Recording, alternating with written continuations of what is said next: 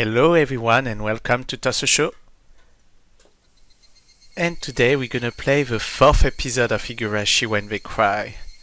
I just finished Tatari Goroshi today, although I did also uploaded the game preview of Tatari Goroshi the day that I finished it, even though I did that a month ago. So yes, today we're gonna play that fourth episode, which I don't know much about, or I don't recall much about it, because as you know, I did watch the anime like a long time ago. It's a very old anime actually, so I know that it's something related to potentially Rika, but we're gonna get started anyway. Himatsubushi, for you the final mystery. I know and trust you with all the mysteries hidden within Higurashi When They Cry. However comical it may be, if you have reached any conjecture, then you have passed. This final novel is a meager reward for you. Conjecture is impossible. You have the right to reject this story. And I'm gonna take a screenshot of this. But yeah, we're gonna play at the Himatsubushi arc, which is the last arc within what they call the question arcs. Then after that, it's when answers or they actually call it investigation arc in a review party, which is the things that you get at the end of the game. When you finish the game, you always have like one extra tip that is named like the after review party, where they use the characters from the game trying to explain like potentially what happened within each arc. So let's get started. Let's see what Himatsubushi will show us.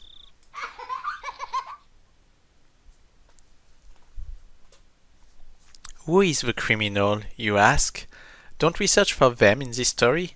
Who is the criminal, you ask? Do you even know what the criminal did? Who is the criminal? Who is the criminal who will kill me now? Federica Ben Skanstead. Midsummer 1985. So it's actually 2 years after the main stories, because everything is in June of 1983 on the previous 3 arcs that we actually did a game preview about. So let's get started, and hopefully I have enough voice to actually talk today. Okay, let's get started reading. I had misread the time and ended up arriving too early. The schedule board flipped with a series of clacks. My flight to Sapporo was still a bit later on. I still had over an hour before boarding. Well, I might as well close my eyes for a bit on that bench over there then. I came here directly from work, so maybe the fatigue from that was making me sleepy. Finding a suitable bench, I put my luggage on the seat next to me and settled down. Phew! I sighed like an old man. I had hoped to stay young forever, but had become splendidly middle-aged. Apparently the rumors that even people in the latter half of their 20s experience a decline in their physical strength wasn't a lie. It had been mind-numbingly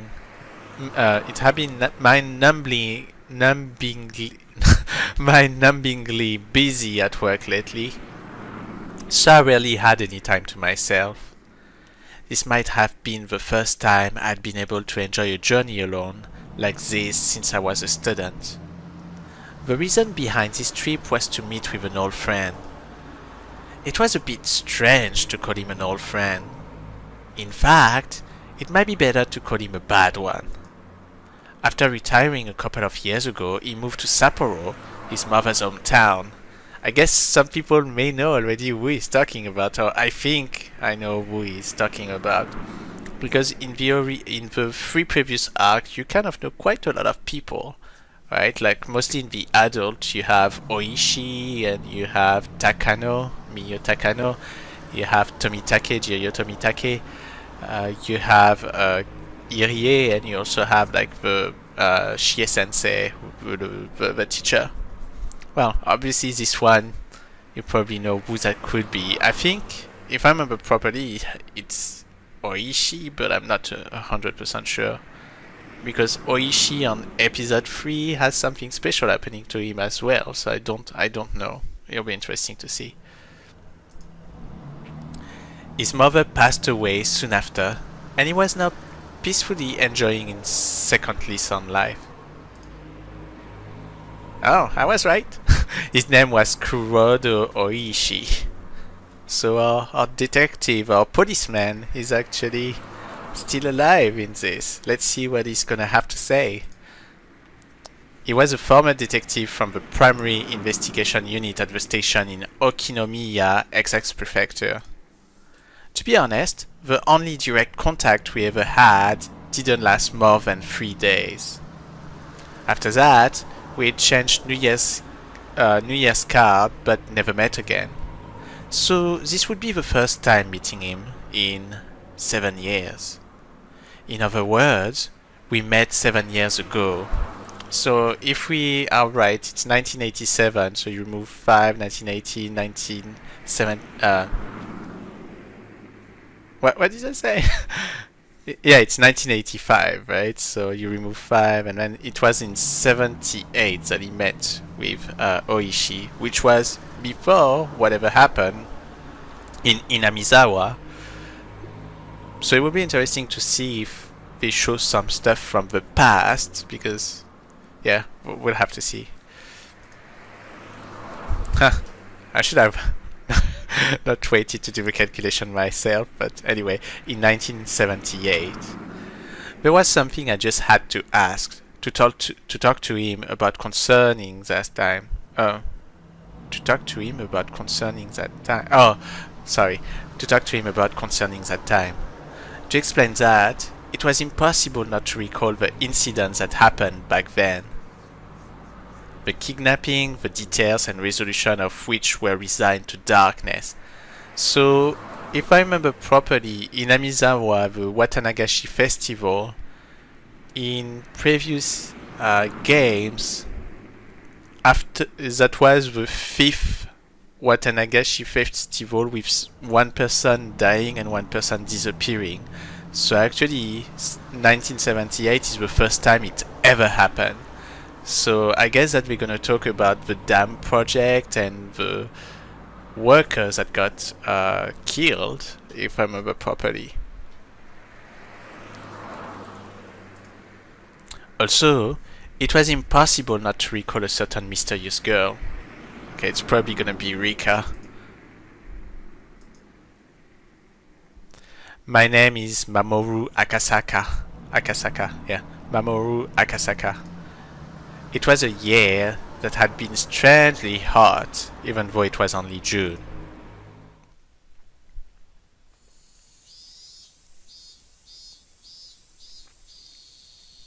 Early summer 1978. So we're gonna skip between future and past apparently here. So that'll be interesting. Goodbye, teacher. Okay, bye. Watch out for cars. And don't drop in at a friend's house along the way. Make sure you get your textbooks in order for tomorrow before you go to bed. Clatter, clatter, clatter. The lively sounds of children running towards the hallway.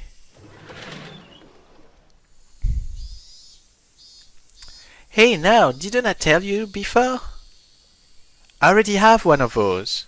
I don't need any more. The unique high-pitched voice of youth.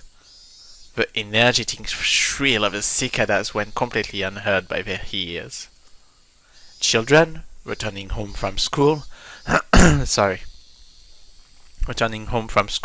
split off one by one from their groups of friends as they went through intersections in the residential area.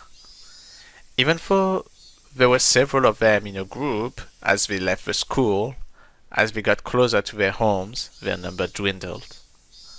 That's why the fewer friends you were walking home with acted as an indicator that you were that much closer to your destination.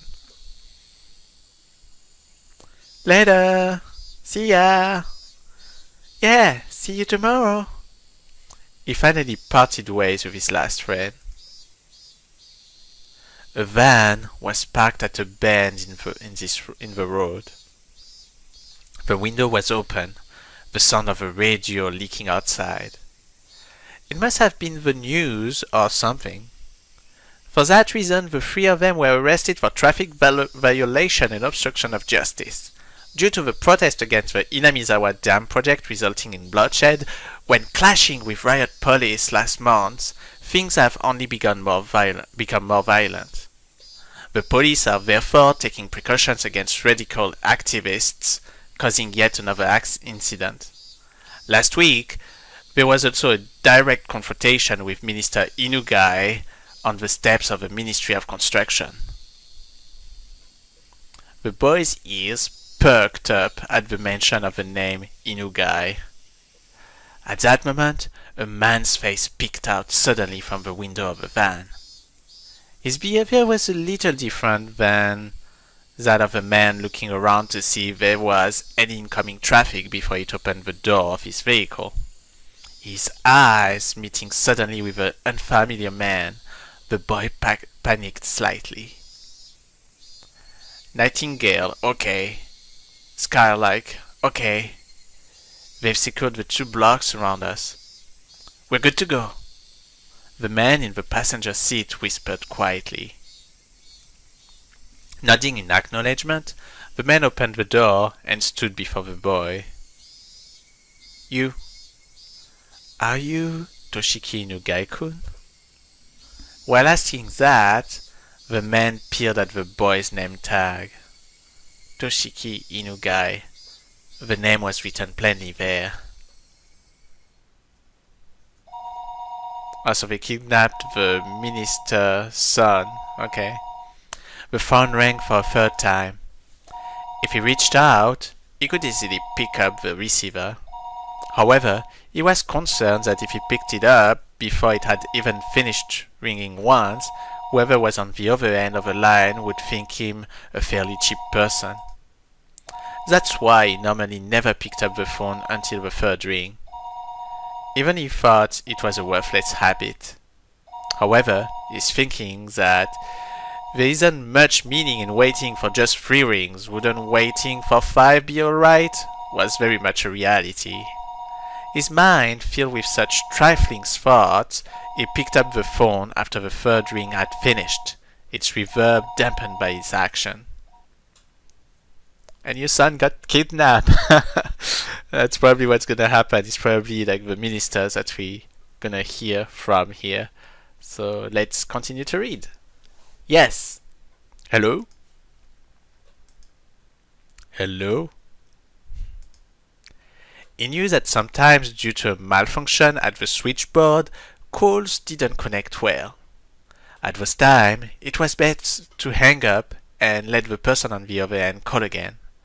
Thinking that, the moment he began to hang up the phone, he sensed that he was definitely connected after all. He felt the presence of a person on the other end of the line, keeping silent. Hello? There was no way they didn't hear his question.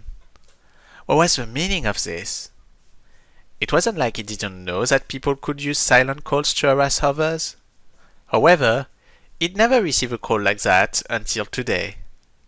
Maybe he was just lucky before, but he didn't believe that he would receive such a call on his phone. There was no direct call to or from this line. Everything had to go through an operator. Therefore, there was absolutely no way the call would be connected unless it was verified there was somebody else on the other end of the line. That's why he didn't understand how to deal with this silent call and instead settled into confusion. I don't know who you are, but if you have nothing to say, I'm going to hang up. Please call again some other time. Intending that to be a parting line, he made to slam down the receiver. It was at that moment The person on the other end spoke for the first time. You didn't say who you were, so I was anxious. If you're not Minister Inugai, please hang up right away. He couldn't help but be surprised by the extremely strange voice on the other end of the line. Was there a human alive who could speak with that hoarse and metallic voice? No, this was a voice he has heard somewhere before. That was the kind of voice that was on those lowbrow documentaries that they would use when they wanted to hide the identity of a speaker, wasn't it? The voice he was hearing over the line was exactly like that. Who are you? As I said, that's what I want to ask. Are you Minister Inugai? He, Inugai, hesitated to answer. By the way, I'm not sure if it's Inugai or yeah, I guess it would be Inugai. I don't think it would be Inugai, I think it's Inugai.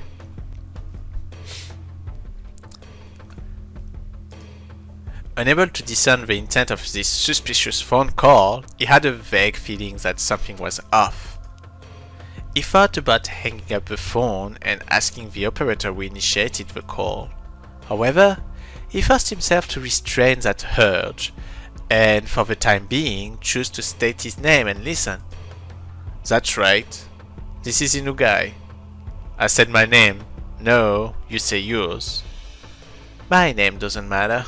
First of all, let's begin by thinking about the situation you're in right now. Right now, you're sitting in your chair talking on the phone, yes? Then, why don't you try opening the lower drawer to your right? The lower drawer to the right of the minister's chair. There was a lock on it. Not enough to function as a safe, but nevertheless, it was a drawer that contained some valuable things. That's why a new guy thought that the person wanted some of the important information contained within that drawer. Sorry, but I don't have any intention of opening that. I have no reason to follow orders from somebody who won't even give me his name. If you don't open that drawer, I'll hang up the phone. You will most likely end up regretting that. Why don't you think about opening that drawer first?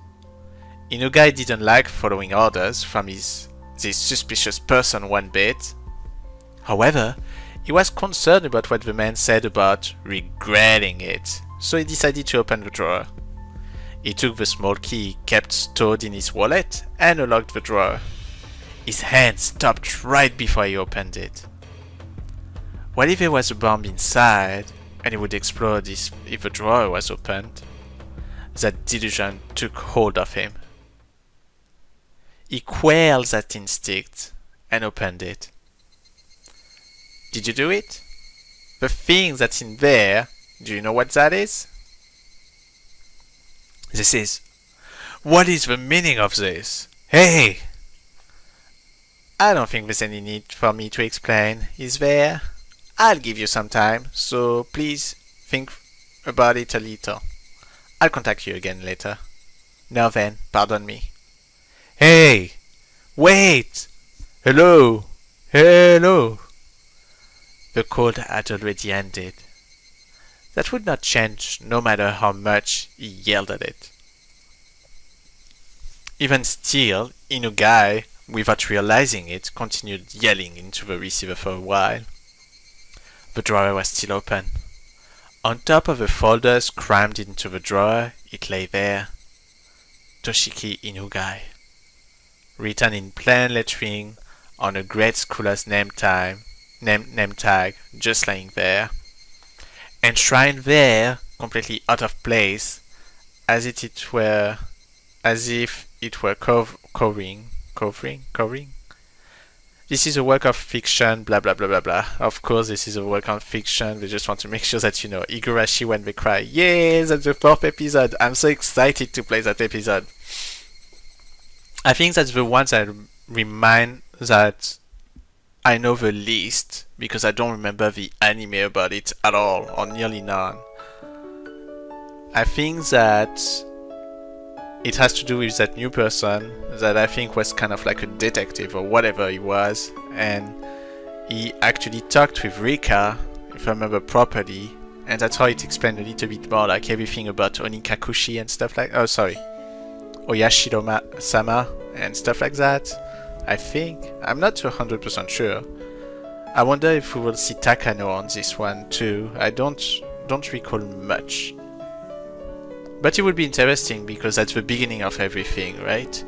So we'll see a little bit more about what really happened at the beginning.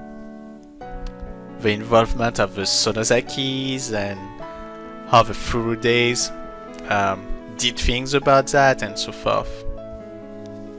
So let's see here where we are now. Do you remember, Yuki? This picture. This is where I first proposed to you. Oh, I don't know whose that is talking actually. That brief moment before you nodded back, you probably wouldn't know just how much it seemed like an eternity to me. Yes, I would have never thought that amount of time could feel like an eternity. Compared to how long I had to wait for you to propose to me, it was... From the moment I met you until today, compared to the time I've spent since I was born, it might only be a brief period, but there were definitely precious, beautiful days that deserve to be called an eternity. That time continues even now. From now on, I wonder if it will be a boy, or maybe a girl. Either one is fine. Boy or girl, either way, it's living proof that we love each other. That's what I thought too. I thought that it could have been a woman, but I wasn't sure. It's hard to tell because I don't know if Yuki is man or woman name. Well, let's continue anyway. If it's a boy, we'll name it after you, Mamoru. Well, okay, so that proves that it's a woman talking, because if it's a boy, we'll name it after you, the person, Mamoru Yukie. If it's a girl, we'll put the Yuki from my name in hers. Thinking about names is so fun that in the end, we still haven't decided yet. So yeah, I changed my voice in order to make it more like feminine, I guess, but it doesn't work very well, right? But that's okay. Trying. I'm not a voice actor, so it should be fine. There's still time to puzzle over it. Not that long of a time, actually. You see, Yuki? I don't know if it's Yuki or Yukie, but whatever. I will say Yuki. There's something I have to apologize for today. It's my job. Sorry. It looks like an annoying bit of work has come up. In the worst case, I might not be able to be there for the delivery. Oh, I must be a man? Ah, I don't understand.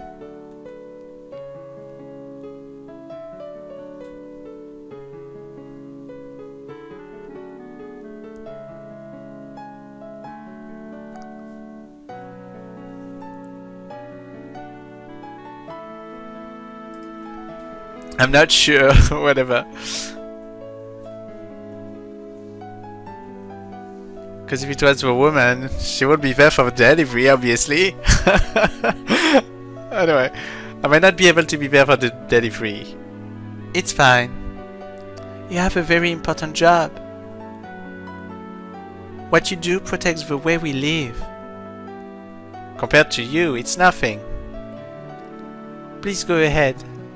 When you return, I'll be waiting here with our child. Thank you. Also, I'm sorry. Please don't apologize. If you feel guilty about it, then you can just atone. If I atone that much, no matter how much money I have, it won't be enough. It's a joke. Now, go on. As I left the room, I bumped into an elderly man. It was Yuki's father. In other words, my father-in-law. Father. I didn't want to intrude, so I waited in the hall. I didn't mean to eavesdrop, but I heard. Go. Yuki is that kind of girl. No matter what happens, she doesn't want to hold you back. I've forced Yuki to give up on so many things. To put her through this during childbirth, such an important time in her life, I'm ashamed. If you really feel that way, when you're done with your work, make some time for Yuki. She'll be happier with that than you passing your work off on someone else. Thank you. I know full well you do important work. Be proud in what you do. Yuki is looking forward to your triumphant return. Sorry if I say Yuki, Yuki, I just don't know, so I tried both. Yes. I jumped into the taxi that was waiting outside. Compared to the time when I first got here, the numbers on the fare meter had grown considerably. It seems the modest time Yuki and I spent together wasn't so modest from an objective point of view. Sorry to keep you waiting. Go ahead. No worries. Well then, off we go. The taxi jerked as it changed gear to accelerate, soon burying the hospital my wife was in behind a throng of buildings. If it was to end up as a really troublesome ordeal, I probably wouldn't be returning for quite some time. To call a rookie like me, and on top of that, one who's off duty, it seems that the section chief was calling for all hands on deck. The veteran upper brass gathering on an emergency basis happened occasionally. This was the first time that I experienced everybody gathering together like this. Whatever was happening, there was no doubt it was going to be something novel. Right when my wife was ready to give birth, if I wanted to spend the time to curse my misfortunes, I'd be here all day. Even the verdant ginkgo trees lining the streets that always brightened my mood seemed to lack some of their usual luster. Eventually, the government office came into view. Briefly holding my breath, I let the feeling of tension course through my body once again. I had to remember the work I was doing was important, necessary, and difficult. I composed myself and sharpened my wit. Ready? The taxi stopped in front of the building.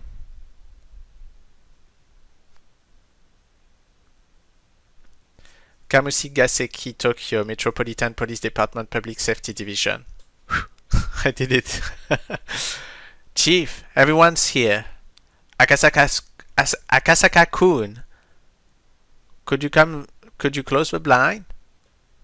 The blinds were usually closed when they needed to use the projector, or if the discussion was going to contain some particularly disturbing content.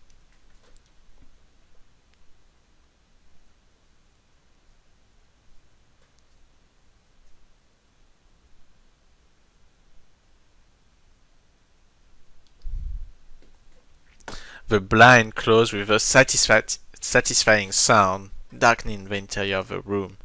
Immediately, the inside of the room was completely drained of the pleasant morning atmosphere, leaving behind only the cold illumination of a fluorescent lightning. After the supervisor ensured that everyone was present, he nodded to the section chief once again. With everybody on the edge of a seat, the chief stood up solemnly and began to give his report. Approximately 48 hours ago, the Minister of Construction grandson, who is also the son of one of his staff leaders, is believed to have been kidnapped. It is believed that the minister, in an effort to resolve matters amicably, chose not to report the situation to the police and plans to cede to the demands imposed upon him.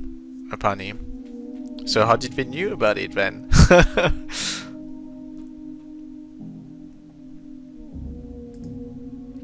It seems that approximately 48 hours earlier, the Minister of Construction's grandson and those of his senior staff members were kidnapped, So it's the grandson, it's not even the son. Okay.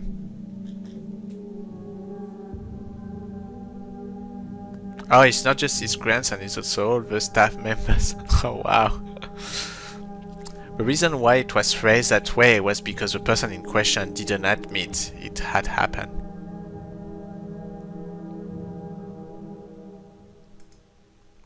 Based on the result of surveillance conducted on the minister's residence, multiple suspicious phone calls from what is believed to be outside the city took place. The abducted child is said to be under treatment for some illness, but there's no trace of any hospital record of witnesses to such effect. Due to that and various other reasons, we believe without a doubt that a kidnapping has occurred. Here, we omitted the details that brought this incident to light. If you think about it a bit, that meant that before this incident happened, the minister's residence had been under surveillance already.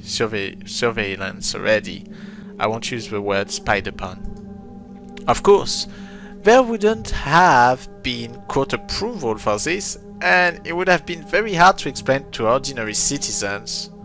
However, it was quite an effective method to catch wind of incidents like this before they got worse. I'd like for you to understand that dealing with these cases before they become a problem is the job of a public safety division. Why is he just following their demands instead of reporting this to the police? The fact that a minister can't even trust the police, what is the world coming to? It seems the group of perpetrators demonstrated that they have quite a high level of surveillance of the minister themselves when they conducted the kidnappings. Enough to give the minister pause before calling the police. We'll find out right away if you call the cops, more or less. So it's possible that there's a mole close to the minister.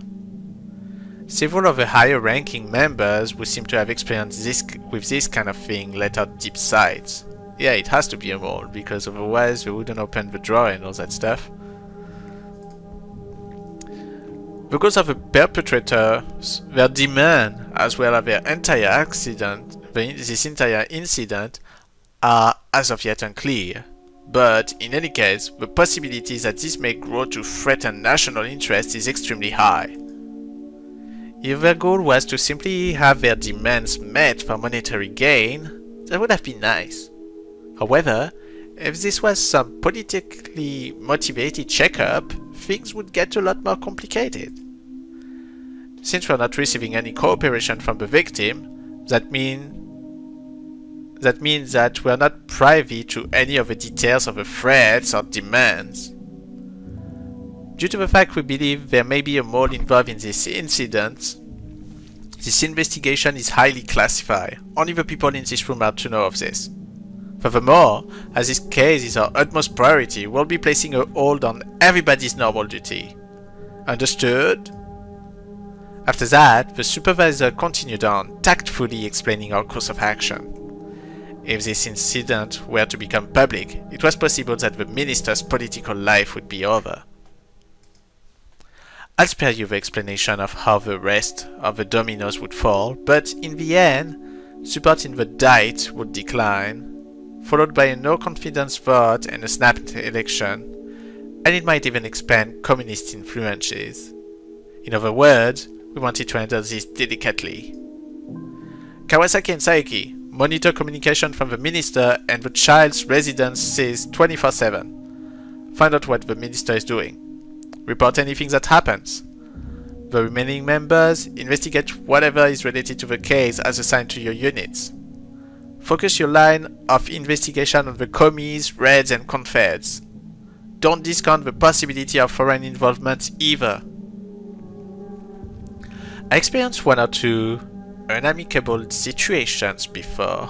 This, however, was the first time I've seen things get so hectic. Several sophisticated conversations were progressing without the involvement of a rookie like me. I didn't intend to be timid, but I couldn't hide my confusion at this unfamiliar situation. Uncover that. As for Akasaka-kun, I snapped back to alertness upon hearing my name called. Yes! You investigate the environmental groups that have petitioned the minister. Among them, there's that group protesting the Hinamizawa dam project that made the papers. Make sure you investigate them thoroughly. I doubt this is an act of some citizen group, but we have to eliminate every possibility we can. Understood. So, those opposed to the Hinamizawa dam. It's probably best if you go to the location personally. Get some information from the local authorities. They're a fairly radical organization, so the Public Safety Division there should have them marked as well. Understood. I'll head over there. Your wife, she's almost ready to give birth, isn't she?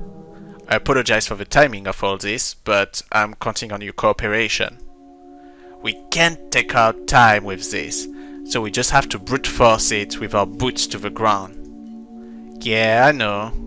My wife hates to interfere with my work with her own circumstances anyways. Sorry and thanks. So then, as for Kawasaki-kun and Saiki-kun to help support your... I didn't want to take a business trip when my wife was about to give birth. Even if I was a little busy, as long as I was in Tokyo, I could head to the hospital right away. On assignment for, that would be difficult. Even so, I knew the work I was doing was important and fully understood that I was in no position to be so selfish. I'd have to make it up to my wife for having to be away at such an important time. My wife, Yuki, would probably forgive me with a smile. The only thing she could hate doing would be holding me back. My Medigo, for, at least, wish she would have tried to stop me. Sorry, Yuki. I don't mind if you always complain to our child that their father couldn't come to the hospital when they were born because he was too busy with work.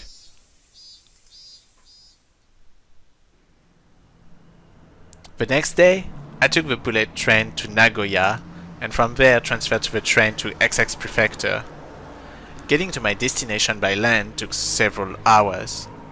If I was traveling by air in that amount of time, I could probably get as far as Hong Kong. XX Prefecture was by no means close. I never sat in first class except for work, but whenever I did, the seats seemed stiff. Closing my eyes, I mentally reviewed the documents I read yesterday. The group under investigation, the Onigafushi Defense Alliance. They were a group of residents opposed to the development proposed under the Hinamizawa Dam project. The local protests were quite heated, and were getting more radicalized. Even limited to what was written in the newspaper, there was bloodshed that occurred during a clash with riot police, interference with the dam construction, too many to count.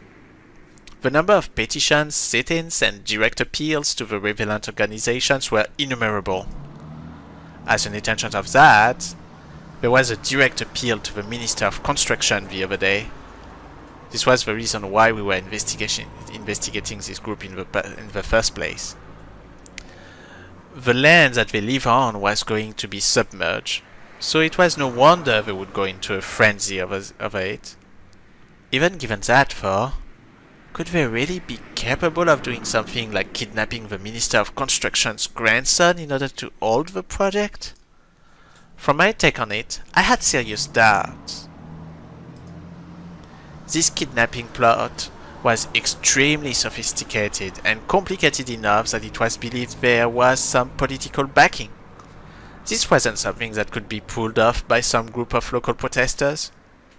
Well, just like the chief said, the plan was to eliminate all possibilities.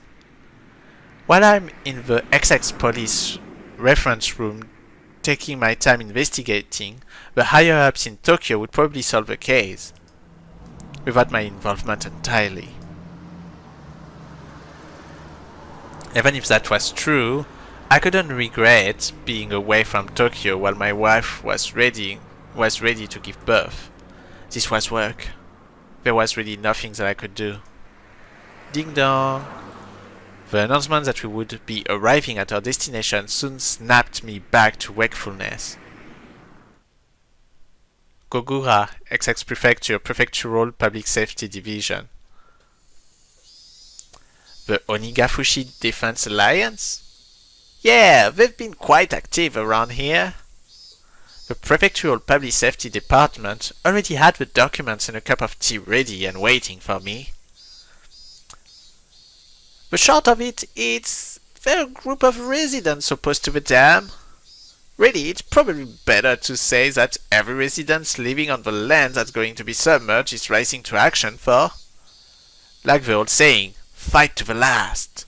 They're a determined and well-prepared lot. It'll be nice if they drew the line at just being a moderate residential organization.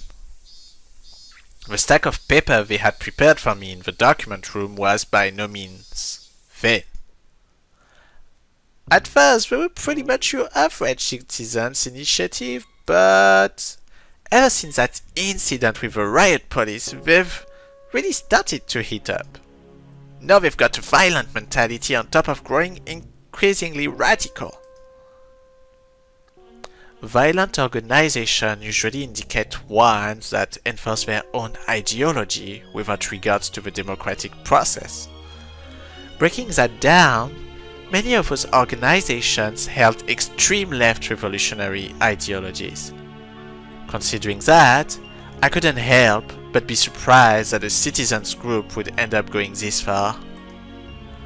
Radical citizens movements happen occasionally. It seemed, however, that this group was nothing as trifling as that. It seems that I would have to reconsider exactly what this Ongafuchi Defense Alliance was. The Defense Alliance demands, in other words, the withdrawal of the dam project. How far would they go to have that demand met? The kidnapping of the minister's grandson was classified. That meant, of course, I couldn't tell the XX Prefectural Department about it either. As you know, they were arrested after last week's confrontation with Minister Inugai. There's enough reason to believe they could use illegal means to assert their demands. I skimmed over the list of the criminal records related to the Onigafushi Defense Alliance recorded in the documents. The contents were all violent, not giving me the barest hint of a feeling that these people were trying to uphold the law. Could you give me a basic rundown of the type of illegal activities the Onigafushi Defense Alliance are engaging in? The chief opened a manila envelope, fished out several unorganized sheets and spread them out on the desk. It seems that raids on the construction site are the most common. At first, they were committing relatively petty crimes like cutting power cord, jamming locks, and breaking office windows by throwing rocks. Of course, what really happened first were things like demonstrations, sit-ins, and distribution of pamphlets, lively but democratic forms of protest. However, when the demonstrator and police clashed, which started a riot leading to numerous injuries and arrests.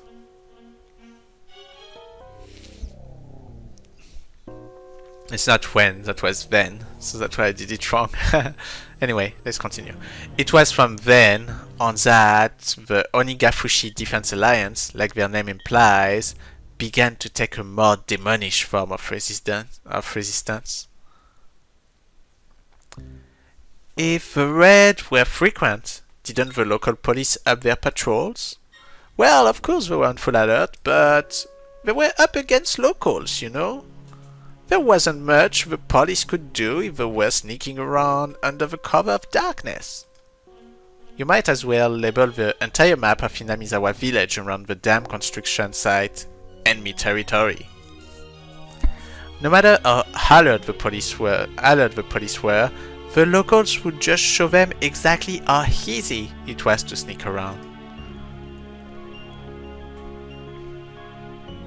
Actually, it was after the police upped security that the protesters started getting even more extreme, as far they were being provoked. See here? can you tell how things started to heat up? An office set on fire. The destruction of heavy construction equipment. Destruction? They couldn't have used explosives. No way! You see, they crammed the gas tanks full of sugar cubes. If they do that, it faults the engines. That was a smart thing for to do. Even in Japan, it seemed there had been people doing that to the vehicles of occupying forces right after the war.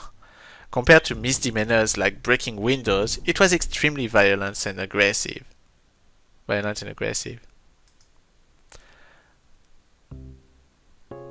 After being toyed around with to that extent, the local police have completely lost faith. The arson was a bit much. After that, the local police drastically increased the number of personnel that has stationed there around the clock.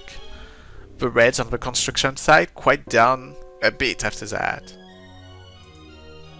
He used the word "quite down," but that was still smack dab in the middle of a list of crimes. See, after they found that attacking the site had become difficult, they started resorting to personal attacks. The first people targeted were the construction workers. After that, there was silence. What was being described to me was a guerrilla war fought in the jungle. Threats and violence against the workers.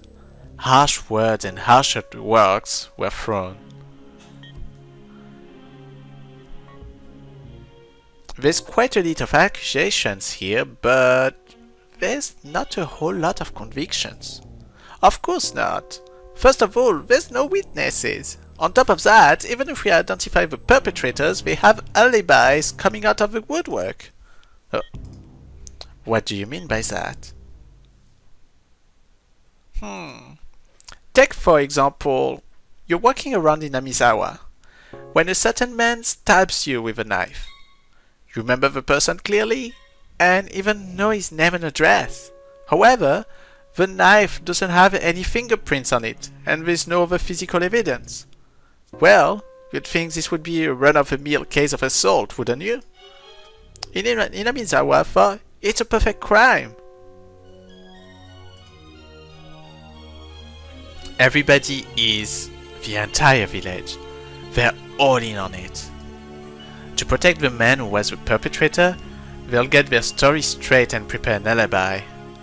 To that end, they'll probably even forge some evidence. There's nothing we can do but put them on trial. On top of there not being any material evidence for, people testify one after another to cover his side of the story. Any prosecutor would hesitate to file charges. I'm not sure about murder, but if it's something like opening a gash on somebody's forehead with a thrown rock, or leaving a bruise after eating someone, even if you could single out the suspect, there's enough reasonable doubt to not convict. Every case is without a doubt perpetrated by someone in Hinamizawa, but we can't identify who. Even if we could figure out who it is, they are unable to obtain enough circumstantial evidence through due process. The villagers were all extremely well informed about this, and so the malicious, vicious, and tenacious personal attacks continued.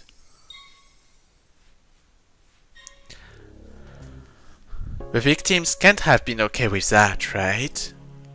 Couldn't they have filed for an appeal? Well, you see, about that, everybody on the inquest committee didn't want to get involved with something so troublesome.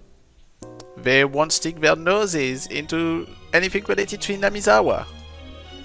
The inquest committee is comprised of a random selection of local residents. In the event the prosecutor fails to get a conviction, they have the power to order a retrial. It's a system designed to assert the will of the people on the action of expert prosecutors in the legal world. In this case, however, being composed of local residents has backfired. They don't want to get involved? Why is that? How do I explain this? You could say they're afraid, since it's a little special there. Special? Is it a North caste community? No, it's a little different from that. Well, just think of it as them being afraid. It's a little hard to explain it just now. Oh, right, there's an easier way. Wiping his forehead with a handkerchief, he opened a file labeled as a list of members of the Onigafushi Defense Alliance. The power of the Onigafushi Defense Alliance, you see, is the fact that they count many people among their members who are influential in neighboring areas. Could you take a look at this? I looked. What I saw startled me. Prefectural and municipal assembly members, staff members of a chamber of commerce, an executive of a business association, an executive of a town council association, and a PTA liaison. There were more than a few people with a lot of say, both locally and in the neighboring regions. Around here you could pretty much expect reaction to be observed by those against the dam project. If you said something in its support, who knows how it would work out to your disadvantage.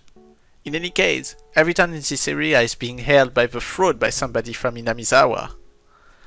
The list of Inquisition Committee members is undisclosed, isn't it? There has to be some measure in place to make sure they would avoid retribution, no? Well, it is undisclosed, but their privacy is assured, The person in charge of that is from the Okinomiya Municipal Office. In other words, a local. While you might expect some professional confidentiality, you can't know how everybody is connected. The people from Hinamizawa have a lot of tight bonds in that regard. When you consider the obligations and duty people have to the region, the web of information thereby formed is nothing to scoff at. It's not uncommon for housewives in a neighborhood to know which kid from which house is what grade, in which school, what subject they're good at, and what vegetable they hate, among other things. You see, there's a Yakuza organization here with strong ties to Hinamizawa and the surrounding area. It would seem that they're providing full support in these recent incidents. They seem to be proving most effective. Gangsters siding together with the residents opposed to the construction of a dam? It's a little hard to see what their common interest is. It's not that difficult at all. You see, actually one of the lieutenants in that gang is originally from Hinamizawa. He was adopted into a rather influential family in the village. Exactly what was this Hinamizawa? I thought it was some desolate rustic village. However, for some reason, they exerted a strong influence on the surrounding areas and had a strong sense of unity. They would protect their village by any means necessary, even if that meant resorting to violence. The chief has said that they were afraid because there were numerous influential people living there, but somehow I got the feeling that they were afraid of the village itself. There was something clearly different from what I had read in the documents in Tokyo. This was no simple residential protest against the dam. For some reason, an uneasy feeling began to nestle itself at the back of my mind. I chose the most basic way to ask my question. In other words, I directly asked what I wanted to know. Chief, this is just a hypothetical situation, but... Well, this Onigafushi Defense Alliance, in order to hold the dam project, do you think we could, say, threaten somebody important to accomplish that?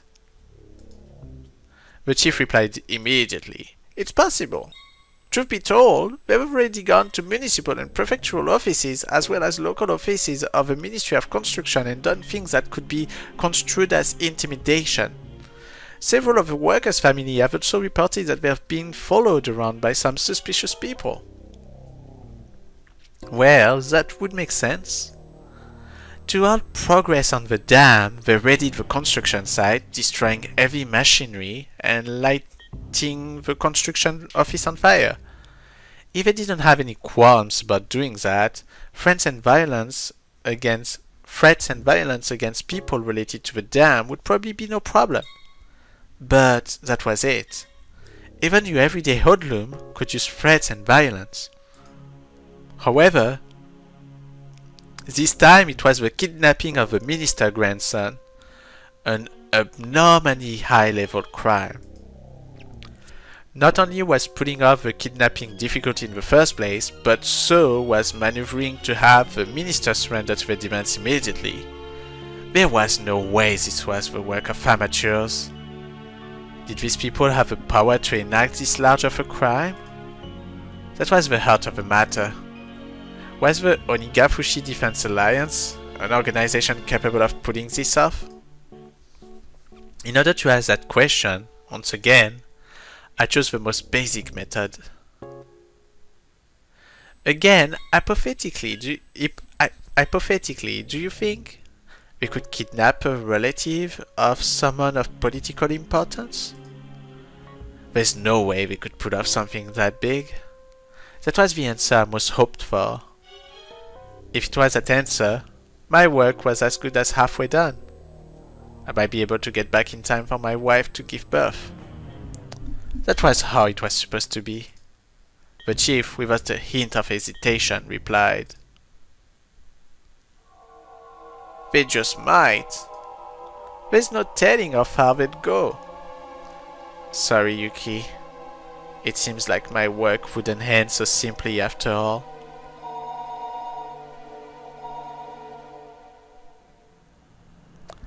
Oh, Akasaka-kun!